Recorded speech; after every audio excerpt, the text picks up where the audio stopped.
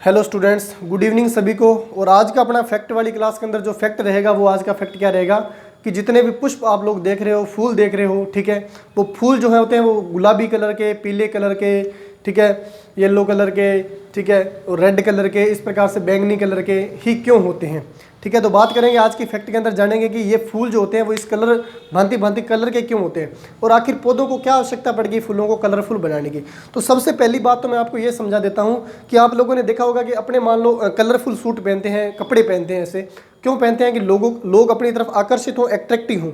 मैं बात करता हूँ पादपों की कि पादप के अंदर जो परागकण की प्रक्रिया होती है, पादप जो होते हैं बेचारे पेड़ पौधे होते हैं, वो चल तो सकते नहीं, इतनी गति तो नहीं कर सकते जितनी अपने कर सकते हैं, लेकिन उनके अंदर जो परागकण की प्रक्रिया होती है वो होती है कीटों से। पादपों के अंदर यानी पादपों में परागगण लिखेंगे, परागगण का मतलब होता है परागकणों का वर्तिकाग्र पर गिरना। ठीक है, अगर मैं फूल की संरचना देखूं तो फूल की संरचना इस प्रकार की होती है। फूल की अपनी संरचना देखें तो कुछ इस प्रकार की होती है। मैं एक बार छोटा सा एग्जांपल तौर पे आपको बता रहा हूँ।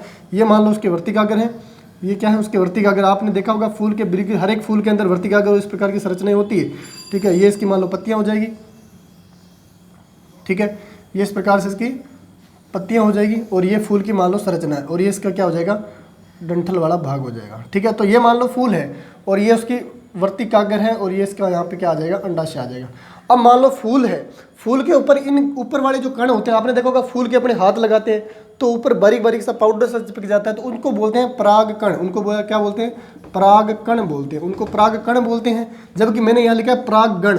अब परागगण क्या है ये बोलेगी, ये जो है वो मादा भाग कहलाता है। ये भाग कौन सा है, मादा भाग कहलाएगा, जिसको अपने क्या बोलते हैं, अंडाशय बोलेंगे। तो ये मादा भाग है और ये नर भाग है।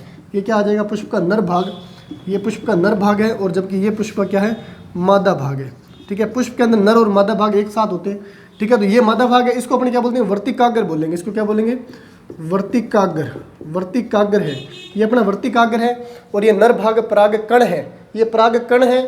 ठीक है, और ये वर्तिकाग्र है। अब परागकण जो होते हैं, देखा होगा बारीक बारीक पाउडर सा अपने हाथ को लग जाता है फूलों का, तो वो पाउडर का जो कण है बारीक बारीक, उनका वर्तिकाग्र पर गिरना, क्या कहलाता है, परागगण कहलाता है। पुष्पों के अंदर परागकणों का वर्तिकाग्र पर गिरना, नर भाग का मादा भाग पे यहाँ पे गिरना क्या कहलाएगा, परागगण कहलाएगा। तो मैं बात कर रहा हूँ पादपों के अंदर जो परागगण की प्रक्रिया होती है, परागगण की प्रक्रिया होती है, वो होती है कीटों के द्वारा। मैं पुष्पी पादपों की बात कर रहा हूँ। मैं किसकी बात कर रहा हूँ, पुष्पी पादपों की बात कर रहा हूँ। सभी पादपों के अंदर परागगण की प्रक्रिया अलग अलग होती है। किसी की चमगादड़ जो होते हैं उससे होती है, किसी की पक्षियों से होती है, किसकी कीटों से होती है, कीड़े मकोड़ों से।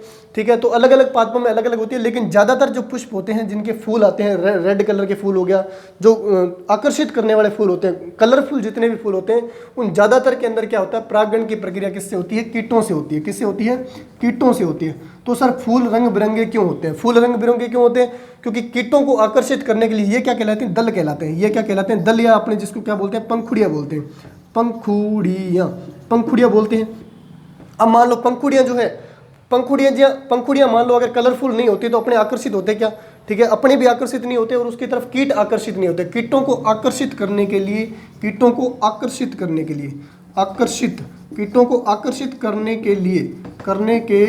लिए पादप जो क्या करता है, चाल चलता है। अपने फूलों की पंखुड़ियों को रंग बिरंगा बना देता है। लाल कलर का बना लेगा, लाल बना लेगा, पीला बना लेगा, बैगनी बना लेगा। ठीक है, ताकि कीट आकर्षित हों इस पर, कीट क्या हों, इन पर आकर्षित हों। जैसे कीट आकर्षित होकर पुष्प की ओर जाएगा तो पुष्प के इस वाले भाग पर बैठेगा तो कुछ टांगे यहाँ पे आपने बैठ के हिलाएगा, कुछ यहाँ पे हिलाएगा, तो क्या होगा, परागकण जो है वो किस पे गिर जाएंगे, वर्तिकाग्र पर गिर जाएंगे। यानी पुष्प जो है वो बेचारे कीटों पर डिपेंड करते हैं, दूसरे जीवों पर डिपेंड करते हैं। अब जरूरी नहीं है कीट आए, अगर मान लो अच्छा सा पुष्प खिला हुआ है तो अपने भी क्या करते हैं, वहाँ पे जाके उस पुष्प को अपने तो तोड़ने की कोशिश करेंगे। सबसे घटिया काम जो अपने करते हैं, भाग के जाते हैं, अच्छा पुष्प दिखा तोड़ लिया, जबकि ऐसा नहीं करना चाहिए। फिर भी मान लो अपने कई लोग समझदार होते हैं जो ऐसे करके हिला देते हैं पुष्पों को, तो हिलाने पे क्या होता है, वर्तिकाग्र परागकण जो है वो वर्तिकाग्र पर गिर जाते हैं और इनकी परागकण की प्रक्रिया, निषेचन की प्रक्रिया, जैसे मानव में निषेचन होता है नए जीव की संतति को उत्पन्न करने के लिए, वैसे पादपों में भी निषेचन होता है। तो निषेचन की प्रक्रिया जो है वो यहाँ पे संपन्न हो जाती है।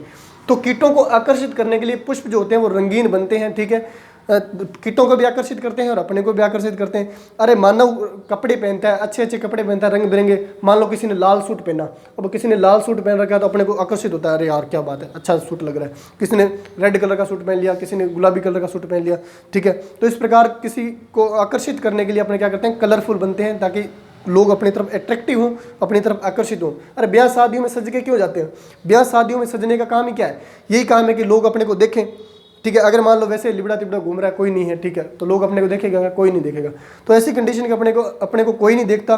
जब अपने थोड़ा सा तैयार हो रखे हैं, बढ़िया संवर के कपड़े सपड़े पहन रखे हैं, तो ऐसी कंडीशन के अंदर अपने को क्या होता है कि शादी ब्याह के अंदर लोग अपनी तरफ अट्रैक्टिव होते हैं, अपने अट्रैक्टिव करने के लिए ऐसे कपड़े पहनते हैं। जबकि पुष्प जो है कीटों को अपनी ओर आकर्षित करने के लिए अपने दलों को क्या कर लेते हैं, रंगीन कर लेते हैं। तो लोग इनकी तरफ, कीट इनकी तरफ क्या होते हैं, आकर्षित होते हैं।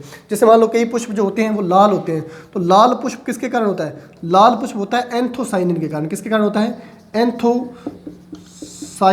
एंथोसाइनिन करके एक वर्णक आता है, इसको बोलते हैं वर्णक, ठीक है। ये वर्णक है एंथोसाइनिन, उनके कारण होते हैं। पीले की मैं बात करूं, पीला पुष्प किस लिए होता है? तो पीला होता है जेंथोफिल की वजह से, ठीक है। जेंथोफिल करके एक वर्णक है, ठीक है। जेंथोफिल मैं लिख देता हूँ, जेंथोफिल। जेंथोफिल एक वर्णक है, वर्णक। तो जेंथोफिल वर्णक के कारण भी होता है, ठीक है। और जेंथोफिल भी अलग अलग प्रकार के होते हैं। कैरेटिन होता है, किसी के अंदर कैरेटिन कम होता है, किसी के अंदर, इस प्रकार से, ठीक है। अगर पीले की बात करें तो फाइकोसाइनिन बोल सकते हैं, फाइकोसाइनिन। बैंगनी की बात करें, ठीक है, बैंगनी की बात करें तो फाइकोसाइनिन, फाइकोसाइनिन, ठीक है। इस प्रकार से कलर है। तो अलग अलग पुष्पों के लिए अलग अलग कलर है। बाकी मैं आपको चैप्टर के अंदर बताऊंगा, ठीक है। जो भी मैं हरित लव वाला चैप्टर पढ़ाऊंगा, पादपों के बारे में बताऊंगा, उनके अंदर बताऊंगा। तो अभी तो अपना फैक्ट रहा है कि पुष्प जो होते हैं वो रंगीन क्यों होते हैं, आखिर क्या कारण रहता है पुष्पों के रंगीन होने का। तो आई होप सो आप समझ गए होंगे कि पुष्प रंगीन क्यों होते हैं, ठीक है। अपने लोगों को आकर्षित करने के लिए कपड़े पहनते हैं रंग बिरंगे, जबकि पुष्प अपने दलों को बदल लेते हैं ताकि इनके ऊपर कीट आकर्षित हों। और कीट आकर्षित होंगे तो इनके अंदर, विचारों के अंदर क्या हो जाएगी, नए बीज बनाने की क्षमता आ जाएगी, निषेचन की प्रक्रिया संपन्न हो जाएगी और परागगण हो जाएगा। परागगण क्या है? परागकणों का वर्तिकाग्र पर गिरना, ठीक है, क्या कहलाता है? परागगण कहलाता है। तो आई होप सो आपको आज का फैक्ट अच्छा लगा होगा। क्लास को ज़्यादा से ज़्यादा शेयर करें और फुल सपोर्ट करें। थैंक यू सभी स्टूडेंट को।